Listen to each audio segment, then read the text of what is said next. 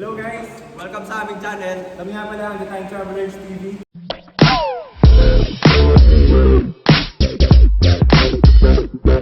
Ngayon magbabalik kami sa panahong 1882 kung saan si Rizal ay pumunta sa bansang Spain upang mag-aral. Tara, samahan niyo kami sa bagong content na ito. Let's go time travel! Tara na! So yun guys, no, nandito tayo ngayon sa bansang Espanya, sa Madrid. Tara, pupuntahan natin si Rizal sa kanyang eskwelahan sa Universidad Central de Madrid. At titignan natin kung ano nga ba ang kanyang mga ginagawa sa panahon ito. Tara, ayun niya na si Rizal, oh. Senyor Rizal! Senyor! Senyor Rizal, kami nga pala ang vlogger ng 21st century. Ako nga pala si Randall at ito si Ivan. Buenos dias, Senyor Randall at Senyor Ivan. Kung inyong mamarapati, ano ang ibig sabihin ninyo sa salitang wikang vlog na inyong sinasambit? Senyor, nais namin ibagi sa aming manonood kung ano nga ba ang iyong ginagawa sa panahon ito. Maaari mo bang ibagi sa aming manonood kung ano nga ba ang iyong mga ginagawa dito sa Universidad Central de Madrid? Sa Madrid? Si. Hacienda de los Santos, Universidad de Real Madrid. Ako'y nag-aaral dito sa Madrid ng medisina para sa aking ina na may problema sa mata. At ako rin ay nag-aaral ng pagpipita dito. Oh, ayun na pala yung aking mga klase. Kamusta, Senyor Rizal? Senyor, kumusta? Kumusta mga ginoo? Kumusta, Ginoo? Mahusay na si Rizal sa wikang Ingles, Pranses at Aleman. May pribadong guru kasi. Tara na, una na kami mga ginoo. Meron pa kami fencing at shooting training sa Order of Sans E. Carbonell. Salamat mga Ginoo. Salamat mga ginoo. Salamat sa inyo mga. Ako na kami. Kami paparoon na. Mag-iingat kayo mga senyor. So yun guys, no, nakita natin si Rizal, mga ginagawa niya dito sa eskwelahan ito. Talagang napakasipag niya at pag-aaral lang ang kanyang inatupag. Oo nga eh. Kitang-kita naman sa kanyang kasuotan at presensya na hindi siya nanunugad at nambababae at puro pagsusunog lang ng kilay ang kanyang inaatupag. Ano pa kaya may content natin kay Senyor Rizal? Paano kaya pumunta naman tayo sa susunod na taon, sa panahon 1883? Alam ko may ginawa siyang isang tula doon eh. Pangalan niya is La Señorita yata yun, para kay Consuelo. Tara, tingnan natin kung talagang pag-aaral ng kanyang natupag. Tara, samahan niyo kami. Senyor! Senyor Rizal! Kamusta? Oh, kamusta?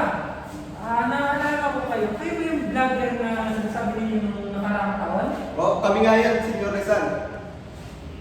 Senyor, ano ang iyong sinusulat? Ako sinusulat ay alam mo, reaksyon din para sa aming pinakamamahal na binibini dito sa universidad na ito na nagugama ng Consuelo.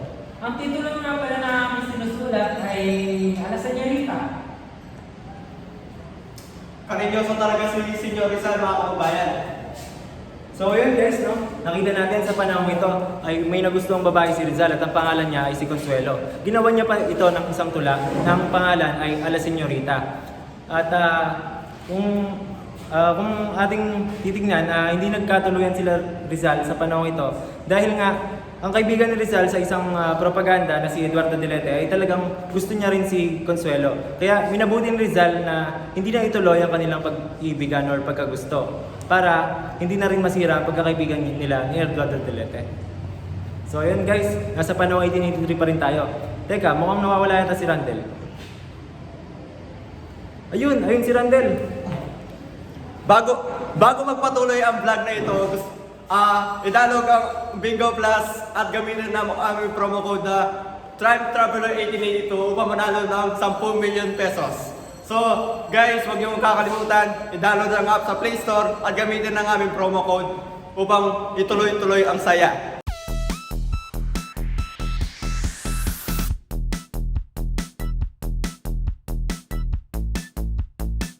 Bingo Plus! Bingo sa saya! Plus sa panalo. Hola, Senyor Ivan. Hola mga kababayan. Nasa Madrid tayo ngayon sa Masonic Lodge. Teka, mukhang busy yata sila ngayon guys ha. Ano kayong mga ginagawa nila? Ayan guys, tignan nyo. Samahin ba kayo sa aming mga plano na palayain ang mga Pilipino para doon sa laban doon sa mga pare na nanakot sa atin? Sa ngayon lang kayo, Senyor Rizal. Napakabuti ng iyong hari. Ikaw ay makakasama ko yung tutulong sa iyo, mga hari, Senyor. Isa rin ako tutulong sa iyo. Para sa politikal, mawala na sa ating bansa. Mabuhay! So ayun guys, no, nakita natin sa panahon ito, sumali nga rin pala si Rizal sa isang propaganda na tinatawag na Masonic Lodge. At mas kilala rin ito sa tawag na Acacia. So ayun guys, pumunta naman tayo sa susunod na taon sa panahon 1884. Tara na, samahan nyo kami. So ngayon guys, nasa taong 1884 na tayo guys. Teka, bakit mukhang malungkot si Rizal? Senyor, ano yung napanalunan na may gold medal ka? Tsaka bakit mo malungkot ko ngayon? Kababawasan niya. Itong medalyang to. Napalalunan ko lang naman to sa sinarnihan ng pamilya doon sa Wetong Riego. Kung namin ninyo ako'y mauna na masama ang aking pakiramdam. Oo nga pala guys, ito yung panahon na nagtagirap si Rizal at hindi agad dumating ang kanyang allowance. Kita niyo yun, hindi pa nga siya nag-aalmusal, may gold medal na agad. Paano pa kaya kapag may pagkain na nakain si Rizal nung siya ay nag-almusal? At nga pala guys, sa panahon rin ito na ay tagtuyot nga pala sa Kalamba. Tsaka parang tumaas rin ang renta doon kaya matagal lang dumating ang allowance ni Rizal.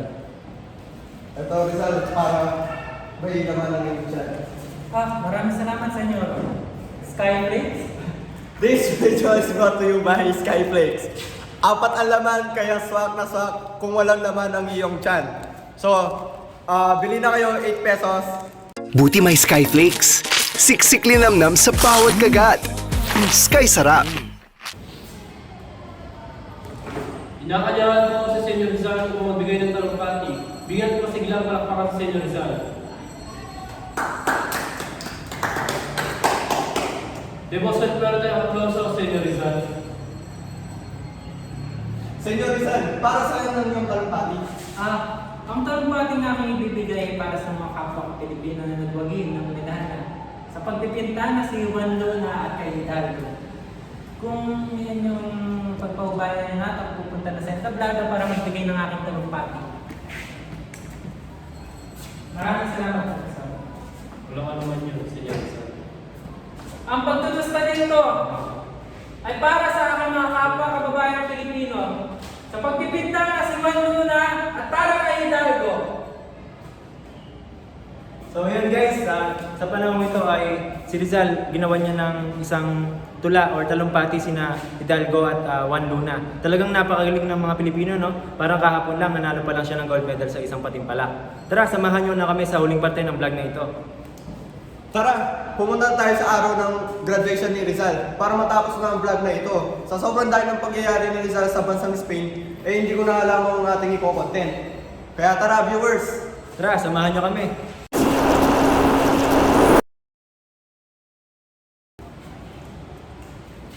Felicidades, Senyor Rizal. Maraming salamat, Professor. Ito na. Sa wakas ako'y nagtapos na rin sa pag-aaral at ito na ang simula ng aking yapak para sa pagbabago. Maraming salamat sa aking mga profesor at kamag-aral na naging kabahagi ng aking pag-aaral sa buhay. Naway magtagumpay tayo sa ating mga pangarap. Ito na ang araw na nakapagtapos ang ating pambansang bayani na si Rizal. At dito na rin nagtatapos ang ating vlog. So thank you guys for watching. So please, like, follow, and subscribe sa aming channel para madami pa kayong impormasyon na malalaman tungkol kay Rizal at sa mga ibang bayani natin sa Pilipinas. Isang vlog na naman ang natapos sa buhay ni Rizal. Buenos Buenos dias sa panahon